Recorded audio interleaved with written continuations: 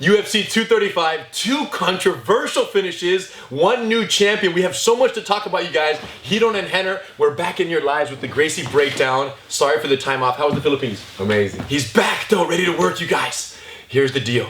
Ben Askren arrives to the UFC, highly anticipated UFC debut. The hype is real. He gets there. Robbie Lawler, tough opponent, catches him in a choke. And the question is, was it early stoppage? Yes. Did that affect the outcome? No. That's what we're here to discuss, you guys. And because it was called a few seconds earlier than maybe it should have, Ben Askren hype train is getting a little derailed by the public when it shouldn't be. He deserves the respect. If we would have waited 3 more seconds, Robbie Lawler 4 or 5 more seconds was going out, and that's what we want to demonstrate right now. And because of that, we should not be taking anything away from Ben Askren's UFC debut. It was a spectacular performance. He got rocked early. He got slammed on his head. Here's the deal. This happened after the scramble. They get back up. He goes to his knees. Askren wraps his neck in this gable grip, and Robbie, in his attempt to get out, slips out, but his neck remains stuck right here. Pull both, yes. So then he has his hand on the neck. They're stuck up against the cage. He has this bulldog choke right here, chin facing out, fully locked up right here. Now, the chin might have been slightly tucked, as the commentators commented, but the chin was still facing out, and that's the key point we're going to talk about in a second. What happens? He's squeezing right here. The hand goes from the head. It goes limp. And at that point, Herb Dean shoots in. He knows how effective this technique is. He shoots in, he grabs the hand, and the hand kind of slips out of his grip, and that's when he makes the stoppage and he's out. The question is why? I've been in this talk many times with Herb Dean and many other referees, and what they say is, when I grab your hand, give me a little squeeze. That's what they tell you backstage. The problem is, when Robbie's fighting for his life and getting choked, he's not thinking of the exact protocol for how to show that I'm still in this fight. So he just did, if I do this, he just took his hand away. Yeah, he doesn't know who's grabbing his hand. He doesn't know, like, well, and he's just saying, yo, I'm not done, I'm still in this. So he pulled his hand away, and maybe because it didn't follow the right protocol of, when I grab, you squeeze back. Okay, he's still in this fight. Because it didn't follow that protocol, maybe Herb Dean couldn't see his face, and he made the call then to call the fight. The choke was in, and he thought he was out, quickly to realize he wasn't. And Herb's one of the best referees in the game, so it was a mistake. And I think he knows it, and Robbie knows it. Everyone knows it, but here's the point. It was legit choke. It was legit, and Herb Dean knows how legit it is. He knows how scary this technique is. Yes. This is real deal. So even he's envisioning himself in there like, man, this is bad news. You're probably going to go out in a second if you're not already out. And when we're sparring with each other or anybody else high level, when you catch the deepest, dopest submissions, you're not waiting for like 16 taps. When you have a perfect submission, you're waiting for this. Look, look. Well, you're waiting for anything to happen, and you respect right away. So Herb, it almost shows a high level of understanding of how dangerous the move is, in his credit, more so than just a bad call. I don't think we should generalize it like that for anybody, including the referee. So real quickly on the actual choke, when it's wrapped up like this, it got locked in, the chin was slightly tucked, but here's the deal, you guys. If the fight was not stopped, Robbie would go unconscious from this position or situation. That's our belief, just based on our experience with this choke. What if the chin is tucked? So tight. Oh, and the chin tuck debate, oh, because the chin is tucked, it's just pain, it's not blood choke. That's not true either. Ask Conor, ask Khabib from their last fight. Chin was tucked, tuck your chin. Tuck your chin, tuck your chin. Don't tap, it's just pain, it's just pain. It's just pain, why'd you tap? Tell him. Because it's not just pain. That's why. You're going to sleep. So in the bulldog choke, when he has his chin facing out, it's even chin tucked. It's with your whole body and all of your back squeezing in right here. That was worse than the rear naked choke. Interesting. That felt worse. So it's even worse, you guys. So, moral of the story, that choke was in. There was no easy path of escape. Ben has incredible base. And let's not forget, Ben has 5 submissions in his MMA career prior to this one. All 5 were chokes. Anacondas, Darces. He's no newbie when it comes to squeezing a neck. So he was latched on and he wasn't going to let go for his life. We know that. So in that sense, I don't think we should take away anything about his UFC entry, his debut, because of an early call trying to protect the fighter, which Herb was doing, which is beautiful in itself. Now, in terms of defending and escaping the situation, it's just a headlock. Yes. Well, yeah. It's just a headlock. You can just defend it. We got some of our beginner students who were like, Rener, why didn't he just get out of the headlock? We learned that in the beginner class, Gracie Combatives. And yes, you learned that, but there's a big difference. Headlock, the chin is facing in. Boom! Look at this. And now, whether I'm standing up, go up like, do that. Now there's no. So many escapes. Frames, hooks. Look at this. Anything he wants, he can do there. Frame the neck. Bring his leg in the fight. Anything you want, you can do. But come back up. If your chin is facing away, and I'm latched on neck, let's say I'm chin or not, doesn't matter. But if I'm facing away, turn in and face me. It gets tighter. It gets tighter. Look, turn away, try to sit out the other way. It gets worse, everything gets tight, you guys. And here's why the bulldog choke is, because some of them are wondering, if this move is so devastating, why aren't more people doing the bulldog choke? And the answer is, very rarely is the bulldog choke entered into as a bulldog choke. It's a rear naked choke that is attempted to be escaped from, and the escape fails, which drops you off in the bulldog choke. This is the end of the rope when it comes to chokes. You've failed to escape this one correctly, and that's exactly what happened in this case. It was a rear naked choke. They were here, go to your knees, and then sit throughout that, sit out, sit out, sit out, sit out, sit out, sit out. He's got stuck. Now it got even tighter. It got even worse. So what did he think he was gonna do? Just peek out, come out the back. Like if I had it loose, so slip out, slip your head. Yes! And come out in reverse, Oh, yes. Man, that's a lot to ask. Yes, that was the idea, and it's happened many times, you guys. We're talking Carlos Newton, Pat Miletich way back when. Raquel Pennington got a bulldog choke. Uriah Faber, bulldog choke goes up. I think those two were in the same night.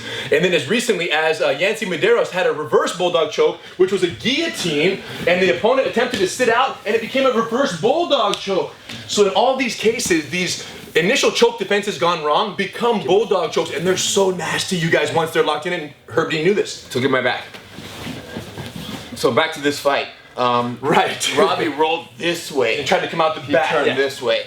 And we discussed this idea of going this way. Now slipping your shoulder out. My shoulder slips in between his chest and my body. The problem with this, yes, is look where I end up. Back on the ground. Nobody wants to be here. Not in MMA, right? So it's so frowned upon. So whether you're on your sitting like this, you don't go on your knees even. Let's do it from the knees. Like this. Let's say it's here and I wrap. Watch what he does. Look, it's called a shoulder slip, you guys. Stand up. Come up with this over here. Look. If I a little low right here. Look. If I grab this, look. Shoulder slip. The idea of introducing your shoulder between you and the subject on a rear naked choke, that's how you avoid a bulldog choke. But in any one of these cases, if you, instead of going this way, where the direction of the, this is how you know. Here's how you always remember, where should your back go? This is all you remember, My finger points your way out. The choking hand tells you where to put your back. That's confusing, because your finger's pointing your way out, and you decide to go there. No. I mean put your back that way. I know what you mean. I know. But you see how people want to go? Yeah, that's true. That's true, but nonetheless, if you go the other way, the finger's not pointing, that's when the choke gets tighter, the rope gets tighter, and in some cases, kind of unrecoverably tight, which is what happened in this situation, and for so many successful bulldog chokes that we've seen over the years. So the question isn't, how do I get out of a bulldog choke? The question is, how do you defend the rear naked choke correctly so that the bulldog choke is not the end result of that chain of events? Because once you're locked in, it's one of the deepest and hardest submissions to get out of. Right, it's a very tight choke. There's so much pressure, so much control, and so much squeeze, chin tucked or not. And there were some people, like I said, who were talking about how he could have escaped this way or that way. All of those speculating that think that the chin was free, but it wasn't. He was on the chin strap, and as long as your chin is facing out, there's no easy way out. We need to spend more time, of course, become masters at not getting our backs taken, but then once your back is taken, being very familiar with how to slip out and fall out of rear naked chokes does a lot for you. Kamaru Usman, unbelievable performance against Ryron Woodley, and there was beautiful, controlled, distant, striking takedowns against one of the least takedownable people in UFC history. Kamaru Usman did his thing, got him to the ground, and there was one moment in the fight that we loved, which was his mount control. I think it was round 2, where he landed, and he just, beautiful hooks, like incredible pressure. And remember, Tyron Woodley is a black belt in jiu-jitsu, got it during one of his UFC fights recently, and Kamaru Usman mounted and did not just do what everybody does, which is sit up and just drop bombs and hope for that TKO, in which case he would have lost the mount very quickly. Instead, he was in there, a lot of time spent on underhooks. Why? Why the underhooks? This is the last thing that I want is my arm trapped here. I want this hand free so I can put my hands on his hips, which Tyron also did. He attempted to put both hands on the hips. He attempted to bridge his hips and then lift Usman up. The problem is that when he raised his hips, his feet carried his weight, grounding himself to the ground, and then Usman used my hamstrings and anchored himself. He didn't go anywhere. So the hip thrust mount escape that the commentators were yelling for and that Tyron Woodley tried works better when I'm up here. But now look, hips up, push the hips and you're gone. So that's the standard variation of the kind of hip thrust mount escape from the bottom of the mountain. Both hands or even fists on the hips work really well and you off balance. When they're sitting up, it's a perfect technique. Problem.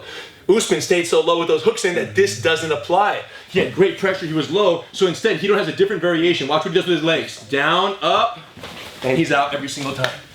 This is it's the slippery fish variation of the hip escape. That's not what it's called, but it's a good hip escape. Doesn't it feel like it though? It's like I'm trying to hold on to a fish with my legs, but he just slips out. Let's do it again, I'll try to resist a little more. Check this out. Even if I have my feet crossed or my hooks in tight, watch what he does. Legs down, look. Oh, it's so annoying. So Do it by yourself. with all his weight, oh no, it's easier to show with you right here again. With all his weight on me, I put both hands on his hips. Now, what I want to do is I want to rock him forward with my legs, and then after I rock, I pop, and I bring him from this to this. I bring my arms. Oh, Now look at the frames. So he's on my forearms. Show him the frame. And now there's space for my knee to come in. Look at those frames, you guys. Again, by myself now one time. So good. So my hands are here. I need to go from this to this. It's very little movement. And what makes that possible is this rock, and then watch my body. I do a little pop, and it takes its weight off my hands for one split second. So here, rock, over here. And as my knees come in, and now I have guard. So this is the only variation of the hip thrust kind of mount escape that is useful when the person has full hooks in, and even a neck hug crossface, it can still be done. But not an underhook. But not if you have this. This is the counter to that escape. I can't do it. And the fact that Usman had so much time spending with his underhook made us believe that he was aware of this potential, and he went from strikes back to this, and strikes back to, but he was always stayed low in his strikes, and that's what just showed so much intelligence in his mount versus boom, boom, boom, boom, and then boom, this would have gone straight off. Potentially, the commentators were mentioning even how Tyron could not escape because the strikes kept his hands from lowering to the hips. And there's some truth to that, but there was still many opportunities for his hands to drop down to the hips. The problem is that when he went and he tried, again, he bridged and he kept his feet nailed to the ground. Which means if your feet are anchored to the ground, I'm anchored to your feet, which means I'm anchored to the ground. Thank you very much, you guys. So the connection was strong as long as his feet were on the mat. So the slippery fish variation would have been the kind of the applicable method against those beautiful Usman hooks. Just beautiful. The only problem with you joking about the name slippery fish is that now they're going to call it that. What do you want to call it? Not that. Make something else up. No. It's just a hip thrust escape. I know, but it's a different variation. With the light legs. Okay, got It's it. a light leg variation. No, they're not going to remember that. It's not as memorable. Slippery fish. You know, trying to hold on to a fish, it's like this, and it's shaking, shake the fish, shake the fish. It's very hard, and that's what it feels like. My hooks are on, but they're not able to hold the fish. He slips away. Jon Jones, Anthony Lionheart Smith. Controversial knee to the head at the end of the fourth round. Regarding the whole fight, Jon Jones doing his thing, right? Just in spectacular combinations, movement, fluidity. It's just art in motion to see him, you know, the way he strikes and the way he calculates distance. Anthony Smith gets kneed with his head. 10 seconds left, fourth round, gets cracked and is down. And, right, the situation being, Anthony was building the house. He was here, he had one foot up. This happened, and he got cracked. Here's the problem. That knee is legal in California based on the new unified rules of MMA, okay, established by the Association of Boxing Commissions and Combative Sports. It's illegal in Nevada because Nevada chose not to adopt that modification. And Nevada, as well as several other states, Missouri, Ohio, New Jersey, are some of the states that have not adopted that particular rule in the new unified rules of MMA. Be very clear. California allows. Yes, California, if you have, so in Nevada, if you have anything touching the ground other than the soles of your feet, you're grounded. Even this, you're grounded. In Nevada, you're grounded. Anything, only two things in the ground. Yes. Now you can be kneed. Anything else, I can be kneed now, but here I can't be kneed. Here you cannot be kneed. Here I can't be kneed. Here I can't be kneed in Nevada. In California, it has to be anything other than 2 feet and one hand touching the ground, you're grounded. For example, here, grounded, kneeable in California and many other states. Got it. Here, but if your knee is down, that rule is always done. So as soon as your knee is down, no matter what your hands are doing, just for clarity, you're always not kneeable in the head or kickable if the knee is down. But the second you hear California, you're gonna get kneed in the head, and that's what happened. The problem is Jon Jones' last fight was scheduled in Nevada, but took place in California. So what he did would have been legal in California in his last fight. Isn't that crazy? And then in the middle of a fight in Nevada, he's now expected to remember that this knee is no longer legal based on the state you're fighting in, you guys. This is a problem. This is not very united. Unified rules of MMA are not very unified if they change from state to state. So MMA has to get this together because when you're fighting for your life in the cage, you're not necessarily always operating in your prefrontal cortex, right? Rational decision-making capability. You're in your lizard brain, your amygdala, and oftentimes the amygdala hijacks the prefrontal cortex, so to be asked to remember what state you're in before you throw a knee that could make or break your future is a very tough request to make on a professional fighter who's in there putting it all on the line.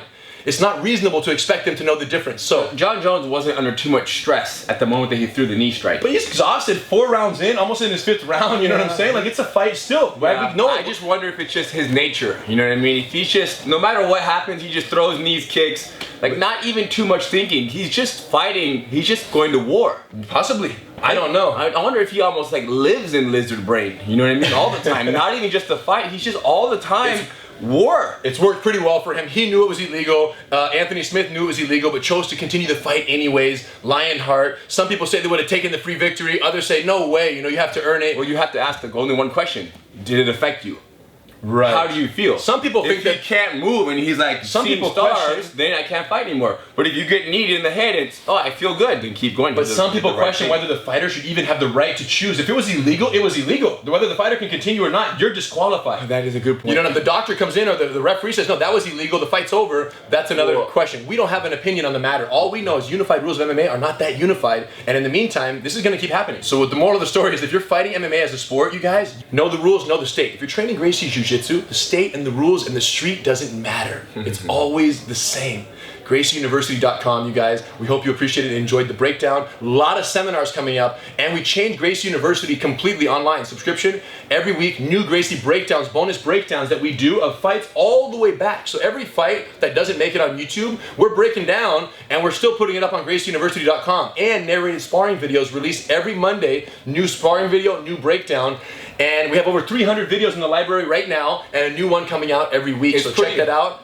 It feels like pretty much 300 lessons. It's ridiculous. A breakdown is a lesson. Each one. Maybe like even this 2 or 3 or 4 lessons in one breakdown. And we used to only tie these bonus breakdown videos to their own subscription, but now if you subscribe to Gracie Combatives, you get breakdowns, narrated sparring every month. Women Empowered, Gracie Bully Proof, Master Cycle. No matter what you subscribe to, you get all the goods. New video every week for every subscription on our GracieUniversity.com website. So check that out at GracieBreakdown.com to see all the options there.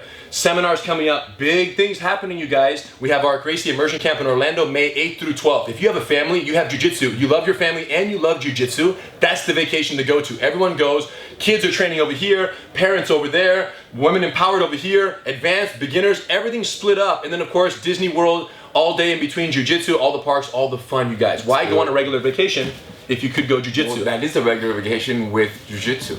This is true. Yeah. However, if jiu-jitsu is your vacation from your family, sometimes you need that. Sometimes you need that separation, and you're a blue belt or higher, tell them about Jiu-Jitsu Lifestyle Summit going down. It's coming down right now, March 20th through 24th. So if you want to just immerse yourself, you know, 10 hours a day, jiu-jitsu conversations, jiu-jitsu techniques, sparring, meals, mobility, exercise, who knows? Let's have some guest speakers, come to that. Blue belts or higher, submit the application, GracieUniversity.com/JJLS. We have seminars coming up in Washington, D.C. in June 23rd. You have a big New York Super Seminar happening May 4th and 5th, you guys. Yes. Check out GracieUniversity.com/seminars. It's all there. And we hope you guys had as much fun and learned as much as we did along the way. Yes.